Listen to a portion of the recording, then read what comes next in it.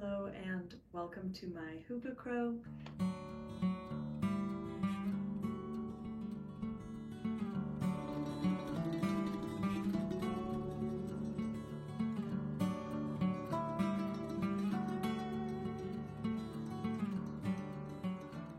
My name is Christina. I use she, her pronouns, and I am coming to you from Sacramento, California. So today I am going to be doing the classic What I Knit in 2023. I have my notes here that I'm going to reference so that I don't forget anything, hopefully. I remember all my yarn choices and colors and the patterns and designers. All in all, in 2023, I knit 22 items, which is the exact number of items that I knit in 2022 as well. So having a baby appears to not have slowed me down when it comes to my knitting, at least. Of those 22 finished objects, one was a garment. I bet you can't guess what it is. 8 were accessories, 8 were baby knits for Elliot, and 5 were gifts. Of the 5 gifts, 4 were baby knits. So I guess you could say I knit 12 baby knits. I should be able to add faster, but oops. I'm just gonna go right into it because it's gonna be a long one. So we are gonna start out with the one garment that I knit this year, and you guessed it, it's the one I'm wearing. So this is the sweater number 11 by My Favorite Things Knitwear, and I knit it in Drops Air in the color Wheat. And I'll just go ahead and stand up and show it off a little bit. I made a couple modifications to the pattern, the main one being that I made it a split hem, and I did the front a little bit shorter than the back. It's already pilling quite a lot. I haven't even taken my official finished object photos, just because I didn't do it, even though I should have. I have worn it quite a lot. It's not just immediately pilling for no reason. The other modification that I made is that in different parts of the sweater I knit different sizes indicated in the pattern. So for the top I knit a size medium. For the body portion I knit a size small, and for the arms I knit a size large. And I go into like why and how that happened in one of my podcasts, so hopefully I'll remember to put a little thingy somewhere that you can check out kind of the reasoning behind why I knit 3 different size sweaters in one. But overall I absolutely love the finished object. It's got a really nice oversized fit. It's a drop shoulder construction, so you do the back and then pick up each side, join for the front, knit back and forth, and then you join under the arms and knit in the round, and then pick up stitches for the sleeve and knit them. I think it is like the perfect sleeve length where it's not annoying. They're not getting in my way like some oversized sweaters can just be really cumbersome to wear, and this one is not at all. I love my yarn choice for this sweater, which as I mentioned is Drops Air, and it is not a misnomer. It is as light as air. Drops Air is a blown yarn, so that's how it is so light while still getting an air and weight gauge. I love it. I think I've already worn it in like multiple of my videos that I filmed since I finished it. It's the only garment that I knit this year, so you'll probably be seeing a lot more of it too. So now that we've talked about the one garment, let's jump into the category of accessories.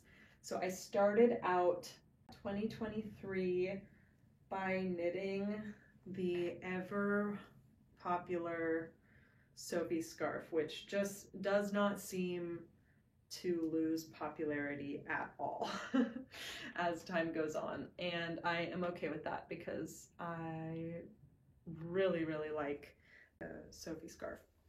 It's just a nice, clean design.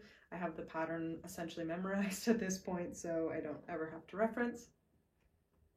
And I'll definitely be knitting more of these. But this was my first one, and it is the Sophie scarf by Petite Knit. The yarn that I used was Malabrigo dos Tierras in the color Neverland, and I knit the size large to pattern. And this is what I got. It's a nice, like, perfect length. It can wrap around twice. I didn't write down what all it is, but I think it's like I want to say merino and alpaca. I know there's alpaca in it, which I thought would be really nice in something that you're like wearing close to your neck. And I couldn't have been more wrong. The yarn choice on this was not good. I probably should not have, I bought the yarn online and I probably should not have done that because then you can't feel it and tell how it's gonna be. Although honestly, if I had felt the yarn before buying it, I might still have gotten it because it does feel really, really nice, but it's got these long, I think they're the alpaca fibers in it, that if I wear it next to skin, it starts to irritate my neck, specifically my neck. So I can wear it over, like, on the outside of something, so like I could wear it with a turtleneck. I bet this looks really good. The other thing I do with it is I will wear it as a headband, and I do actually think it's really cute as a headband. I just do a little twist here and then I tuck the ends. So it did get somewhere as a headband in the last winter and spring, and I should do this more. But that was my first Sophie scarf of the year.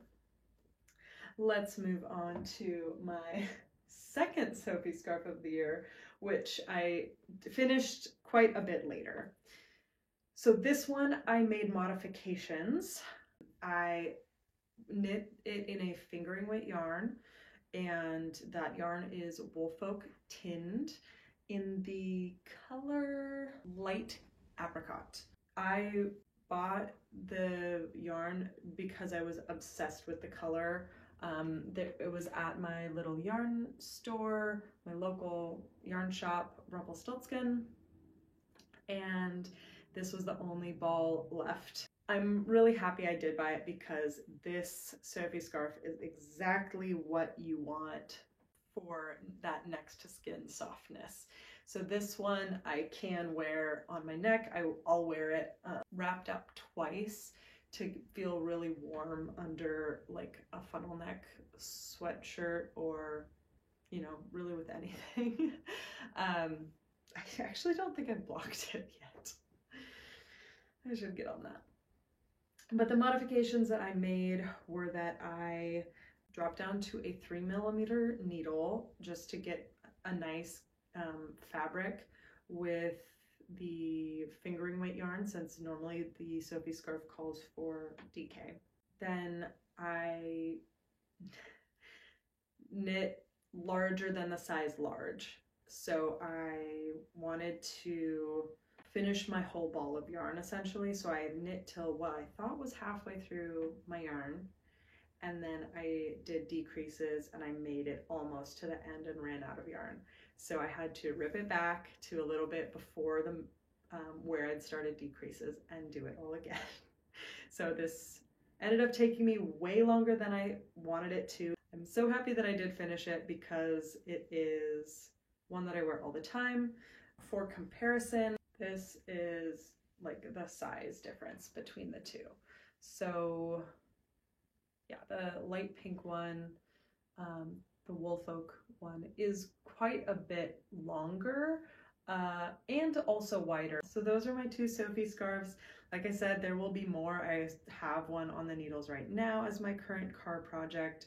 And there are also many other little scarf patterns that I am curious about, but it's so tempting to just cast on another Sophie scarf because it's so easy. I don't have to learn any new stitches or techniques. I can just go. Also, how cute are the little croissant Sophie scarves. Sophie Rants. No, you can't combine those words, it doesn't work. Next up, I am going to share my best beret. Oops, I put my hair up so I can't model it for you. But this is the Best Beret by James N. Watts. And I knit it in the recommended wool for the pattern, which is something I very rarely do. And that is Harrisville Designs Highland.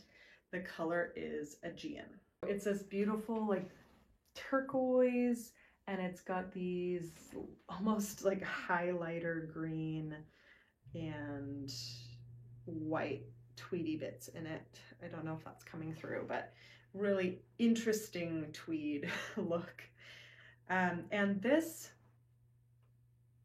was supposed to be a gift for my mom, but her head was too big, and so now it's mine. And it was pretty tight on me as well, but I blocked it out on a plate, like stretched out this I-cord part on a plate, and it does fit me now. You start it at this like brim and then work out, and because it was a gift, I didn't want to have her try it on at a beginning stage, which was a big mistake because obviously by the time you get to the end, then if it doesn't fit, you have to pull the whole thing out. And I wasn't gonna do that. So I am planning on knitting her another one in like a cream color because she also saw how this yarn looked in person and was a little intimidated by it. And I have to say that I'm a little intimidated by it as well. It doesn't seem to integrate well into my wardrobe. I have a really hard time styling this. Also, I work from home and I'm a mom, so I'm not like going out a lot. I feel like I would want to wear this like if I'm going to like a coffee shop and looking nice and fancy, like I'm a little Parisian girl, and that doesn't happen in my life. So yeah, I'm hoping I'll learn how to style it in a way that works with my wardrobe. I will say about the pattern that I loved working with this yarn, but the pattern itself was great. It was super clear and creates this beautiful finished object, but it was not intuitive for me. It was a pattern where I had to really look row by row and see what the rate of decrease or increase was. It was not like the Sophie scarf where I like look at the pattern once to set it up and then I just knit until I'm ready for decreases. It was something I really had to reference the pattern, which wasn't super convenient. I did finish it when I had a little baby, so I guess it wasn't too bad. And now I think we are, yep, we're gonna go into my sock era of the year. Oops.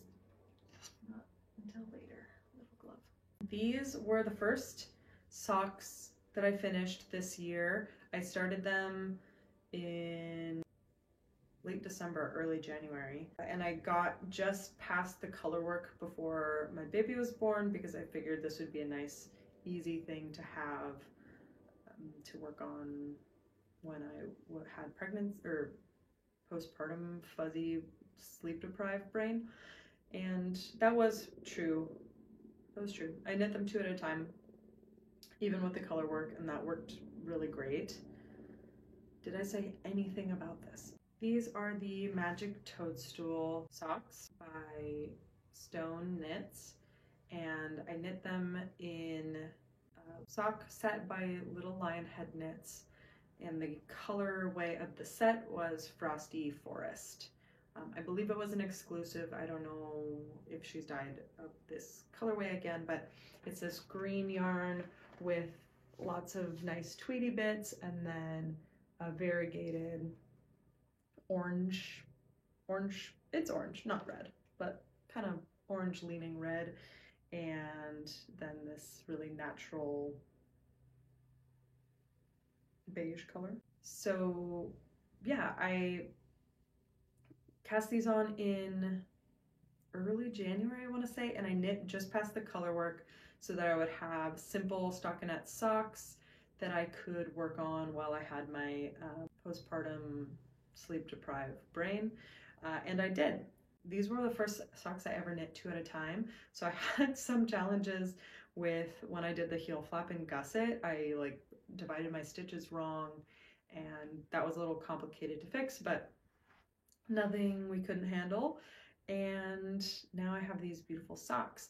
Unfortunately, they are a little baggy, especially in the like heel and lower calf area. So it's unfortunate, but I mostly wear them in boots where it doesn't really matter. And yeah, they're just, I mean, I feel like so many people have knit these because they are absolutely adorable. The other modification I made had to do with the color work, and that was that I knit this little motif. In the pattern, they have you knit it in the main contrast color, which would have been this orangey red. But instead, I decided it would just look better against the green if I knit it in the even lighter color. And then there was supposed to be a motif here at the bottom before the toe, but I just entirely forgot. I'm just knit. I think I remembered it right before I started the toe, but then I would have had to rip back and that wasn't happening, so I just left it out. But I love these. I do wear them a lot.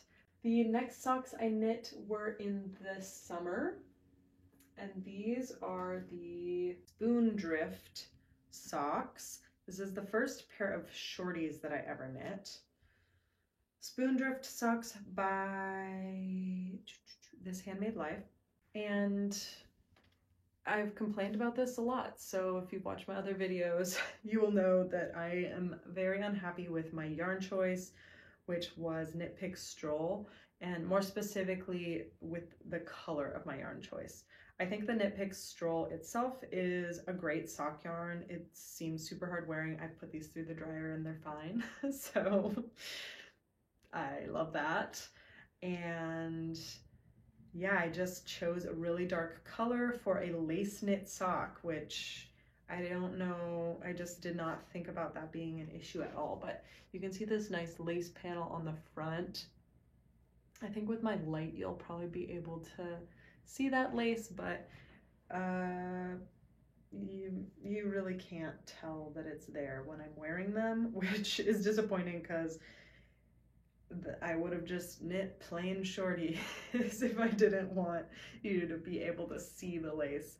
So now I know I will always knit lace with a light colored yarn. I got on a shorties kick after this, and for the Totally Tessellated knit along that Andrea Mowry hosted over the American Thanksgiving weekend, I knit myself another pair of shorty socks using the Totally Tessellated pattern, just modified the pattern so that I only knit 2 pattern repeats, and then I put the scrap yarn and stuff in for a afterthought heel. So the yarn that I used for these is the same as that green in my Magic Toadstool. I used the main color that Little Lionhead knits Frosty Forest, and then this tan color is Cascade 220 Fingering Superwash in the color Tuffet, and the brown one is Kid Silk, or Drops Kid Silk Mohair, and the color I believe is Chocolate. And I held the mohair double because the pattern calls for brushed alpaca yarn, and so it just was not going to be thick enough with a mohair held single. So I doubled it up, and that was a good decision, I think. It was a challenge to knit these. I think it's like in 4 days, but it was super fun to see all of everyone else, like their finished objects popping up and kind of knitting away and wondering if I'd be able to finish it. My whole family was rooting for me because we were together over the holiday. But yeah, I love the result. These socks fit really great. So of all 3 socks that I knit, these might be my favorite just because the fit is great. I love the yarn choice together. They're all scrap yarns, so that makes me really happy that it's essentially a free pair of socks. At least that's how I'm thinking of it. And a lot of people say this about the tessellated patterns. It like takes a long time because it's mosaic color work. So I think I did the math, and for every 3 rows you knit, you get 2 rows of knitting with how the slip stitches work. So definitely took a long time, and on a project where you're going for speed, slipping all those stitches was kind of like vexing, I guess. Apologies for any change in lighting or camera angle. I was filming for about 10 more projects before realizing that the camera had stopped. So here we are a little bit later. I had to free up some space on my phone. I was just telling you about the Totally Tessellated Socks by Andrea Mowry, and I think I pretty much covered what I wanted to say. So I will move on to the Anya mitts by Melody Hoffman. And these I knit up in Rowan Donegal lamb's wool, which is a discontinued yarn. And the colors are oatmeal, and the little like flowers or berries on here are knit in mulled wine. And then there's a green one as well, but I don't know what that color is. There was no ball band or tag, so yeah, I just had a little bit of scrap of that green. These are mitts that I am slightly disappointed with because the bobbles, I didn't see the instructions on them, and I ended up knitting them way too big, so they're just kind of obnoxious. There's also not a ton of like wrist shaping here, which is exacerbated by the fact that didn't want to weave in the million ends, and so I just braided them. And now there's a big bulky braid right in that area where there's no wrist shaping. So a lot of that is my bad. So pattern is good.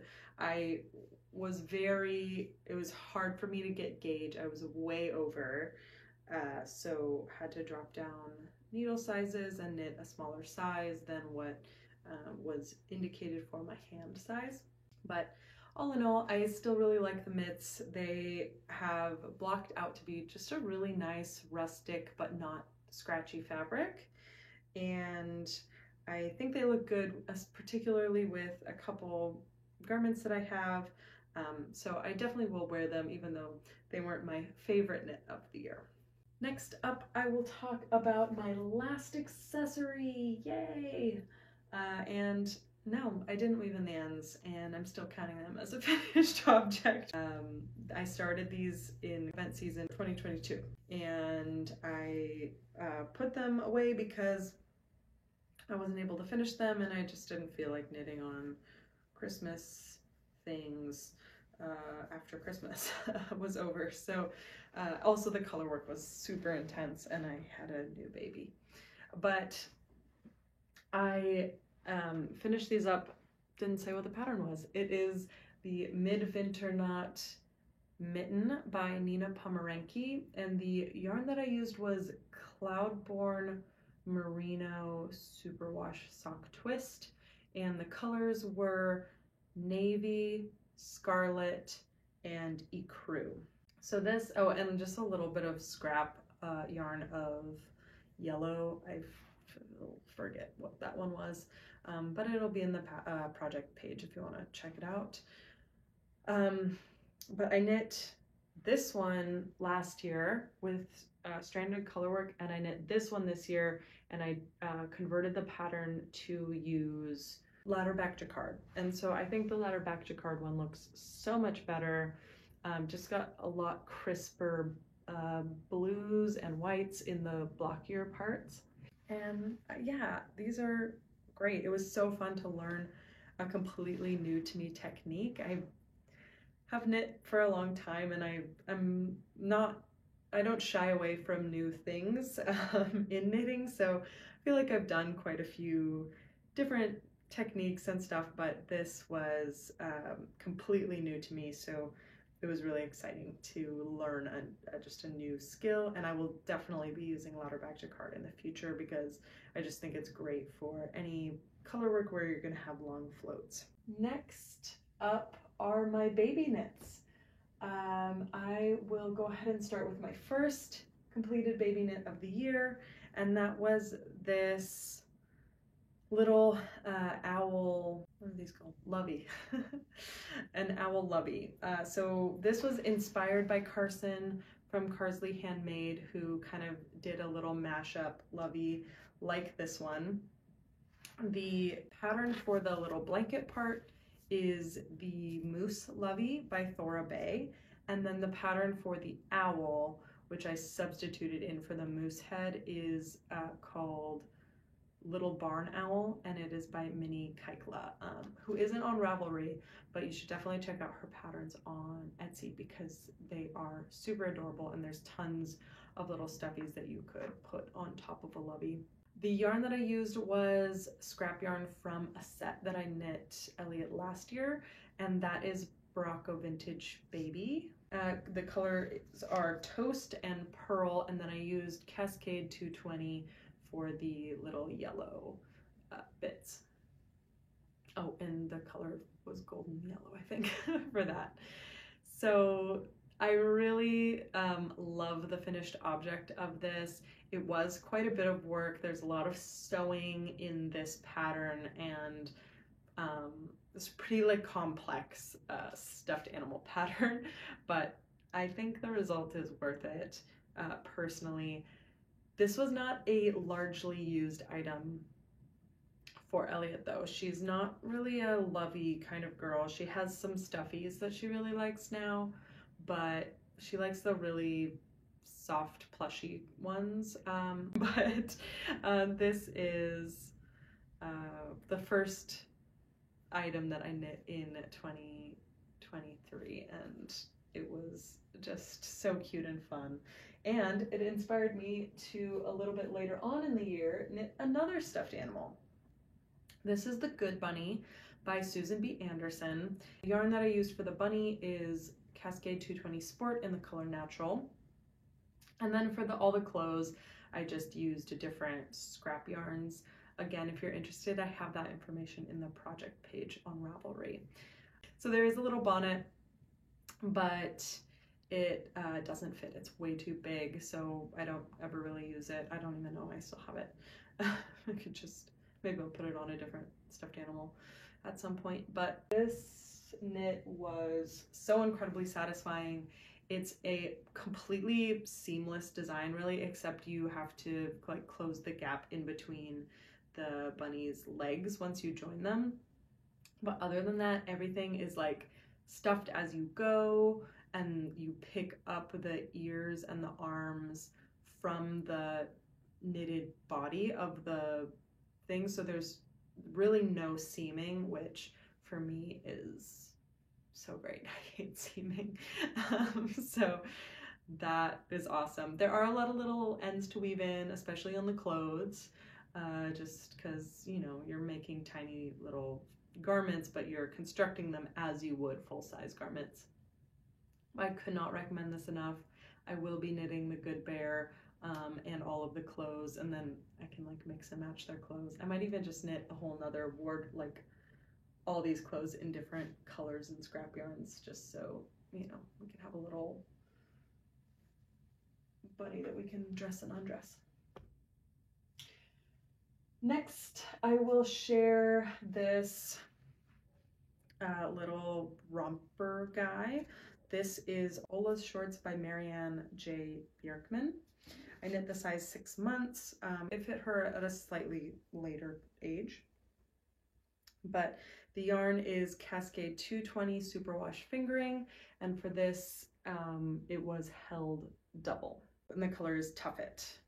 So yeah, this was a fun project to knit. It felt like every time I sat down to knit it, there was like a new fun part of the pattern that I got to do, because it's just so small. So everything moved really, really quickly as I continued through the garment. She didn't get a ton of wear out of it just because it was pretty thick for her to wear in the summer, and so she needed to wear it with a lot of layers when in the colder season, and it was just a lot of layers, so it's hard to take all those clothes on and off. There's no opening at the bottom for easy diaper changes, but I still really loved the pattern and it looked so cute on her. So I think it was a win overall. The next romper that I knit for her was this one. This is the Knut Body by Rillaroot, and the yarn is Haiku Kobasi in the color Blue Iris and white. It's like a little shorts romper with stripes. It was a perfect summer garment. Unfortunately, it was a little big for her when I first finished it, which would have been like really midsummer. So by the time it fit, summer was tapering down.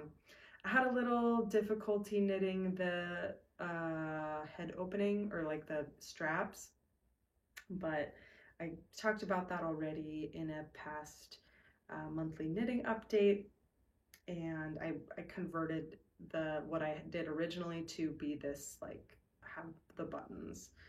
I just think it's super cute. It's a fingering weight pattern, so it does take a long time to complete, but the little white stripes are just so cute.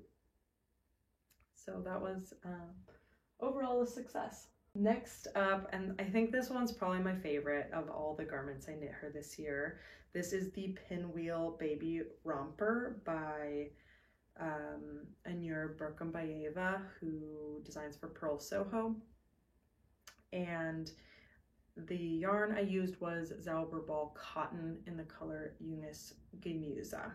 So it's just this super fun and playful little garment where you start by knitting the front and back pentagons here, and then you cast 3 of the sides off and then join the other 2 in the round and start these increases, so you get these big old wide bloomers at the bottom. It was challenging to like keep going on this because the cotton wasn't super fun to knit with, although the color changes made it great. But you're also, like, the further you go in the garment, the more stitches you have. So it's like at first you're making a ton of progress, and then it like really starts to slow down and drag. So I'm glad I chose a color changing yarn because that added a little bit of fun. Again, I just finished it a little bit too late, so she didn't get a ton of wear out of it this summer. I am hoping that, because these are just ties, I'm hoping I can kind of just tie them a little bit further up and it'll still fit her this coming, if not summer, then at least in the spring, just so she can get a little bit more use out of it, because I do think it's really cute.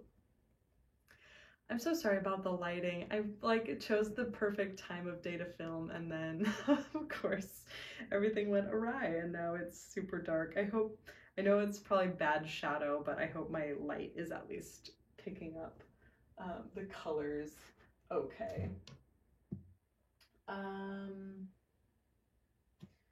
Yeah, so those were the 3 rompers that I made her. Oh, and then I knit her this baby bear suit, which I've talked about a lot in my recent, like, past 6 videos, I want to say. So I won't talk too much more about it other than just to say that I knit this size 12 months. Oh, I forgot to say I knit the size 6 months for the pinwheel romper, and it fit her probably when she was like 9 months.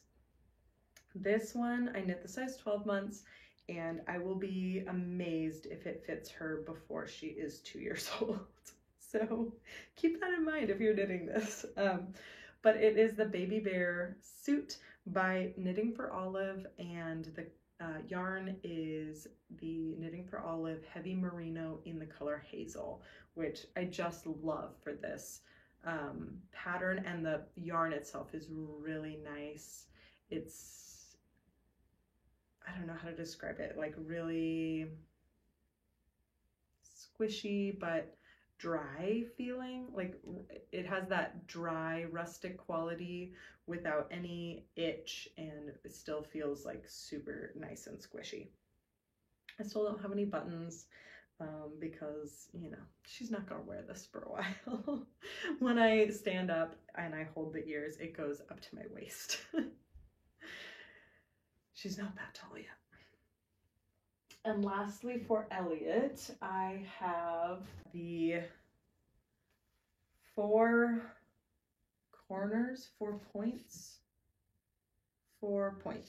baby blanket bulky. This is a free pattern by Purl Soho, and the yarn that I used is Cascade Pacific bulky. The colors are navy, white, gold, and this one is ruby. And this one took me a while just because it was a whole lot of fabric to be messing with when I had a baby around. And also had to like knit the first 1 or 2 triangles multiple times to figure out how big I could get it with the yarn I had, and then I ended up having to buy more yarn because it just wasn't gonna be a good size. But it is a nice size blanket now. I think it's probably about like 4 feet square, and I love the way the colors join. It's super easy, but has some nice interest for just a plain garter stitch blanket. So if you're in the market, I think doing a blanket in bulky weight is nice because you're not knitting on it forever and ever and ever. But it is also like quite hefty, and the yarn for something like this isn't cheap. So, you know, I guess choose your challenge if you want to knit a baby blanket. I mostly am the one who uses it when I come in here early morning to just like keep her company when she gets lonely.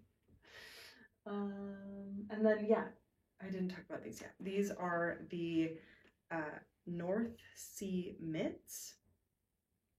This is the most recent thing that I've knit for her, and it was an impromptu cast on just because I realized that she needed mittens and we didn't have any store-bought ones, and why would I buy them if I could just knit them? But yeah, North Sea Mittens Junior by Petite Knit, and I knit the, I want to say it was like 0 to 1 year size, so the smallest size in the pattern. They're still pretty big on her. It's knit all in scraps of different things, so again, you can check out the page, the project page, if you're interested in what all the scraps were. But I also added a little cord so it can go either around her neck or through her jacket so that they don't get lost, because she would immediately take them off and throw them on the ground. But yeah, I loved knitting these. Tiny things, and they've got a nice double or like fold over cuff, so they are quite warm here at the wrist, like where her jacket ends, and they stay on quite nicely unless she somehow manages to get them off. But yeah, my North Sea Junior mitts. That is everything that I have here. I did knit 5 gifts this year, The biggest one that I knit was the Tuileries shawl by Cleonis. That was for my mom for Christmas. I used Swan's Island Natural Colors Collection fingering in the color Sky Blue. And yeah, it's just this beautiful shawl with ruffles on the bottom, and all it's knit end to end, and all of the like section shaping and ruffle shaping is all done in German short rows. And so I feel like after doing that project, I have German short rows down. I'll never need to look at any sort of instructional video or anything to knit German short rows ever again, because there was a lot of them. But she loves it. She wears it all the time. The week after I gave it to her, every time I saw her, she was wearing it. So I'm happy, and I know it's going to get a lot of use. It's definitely something that she can wear more casually, just with, you know, athleisure or whatever, but she could also wear it like to a wedding as a wrap if she wanted to. And then everything else that I knit is all bonnets for different babies that were born in the last year. So the first one, or first two, I'll say, is the Baby Bear bonnet, and that's a pattern by Knitting for Olive. It's got a similar shape to the Baby Bear suit that I made, and I knit the size 1 month for both, but for one of them I got the wrong needle size, so it ended up bigger. But I held Swan's Island Natural Colors fingering in iron oxide, and I will just say that yarn is what I used for every gift that I knit this year, which is funny, but that yarn in iron oxide held with Drops Kid Silk in chocolate, and I knit 2 of those for 2 different babies. I love that pattern. I've knit it before. It's very cute. I do a little modification on the ears to try to get them a little more rounded because I think they look really pointy. Essentially what I do is I just close up the top, I want to say like 6 stitches like you would a hat top, rather than grafting them all with Kitchener stitch. So if you've knit the pattern before, you'll understand that, and if not, that was a tangent. Next I knit Josephine's Summer Bonnet by Tina Kraken. And again, that's that same Swan's Island yarn, but in vintage lilac. And I knit the newborn size. It turned out way too small, in my opinion. It fit a doll. And I doubt it would fit a baby for long after the newborn stage. But I did knit the newborn size, so I can't really complain. I just always get burned with baby patterns and they end up huge, so I thought, you know, I'll go small this time, but bad idea. I like the bonnet, but I would say it was really hard for me. I'm not a huge lace knitter, and it was hard for me to read my knitting for that pattern, so I had to really reference the pattern, which isn't my favorite way to knit. And then the last knit that I will share today is the Anchors Bonnet, and that is another pattern by Petite Knit. And I knit the smallest size of this one as well, 0 to 3 months, and of course it turned out a bit way bigger than a 0 to 3 month old would wear. And I used, again, that same Swan's Island yarn, and I did this one as well in vintage lilac. I love the Anchor Bonnet pattern. It is like the perfect bonnet pattern, I think, for a fingering weight yarn. It is a little bit interesting because it has that rib that's occasionally broken up, and I think it would look really great with a variegated yarn, with a speckled yarn, and I will be knitting more Anchors bonnets this year, so stay tuned for those. Okay, that's a long video, so I am just gonna end it here. If you made it this far, please like and subscribe because if you can handle this much of me talking, I hope you'll stick with me for the rest of 2024 and see what I get up to this year. I hope you have a great rest of your day, and I will catch you in the next one. Thanks. Bye.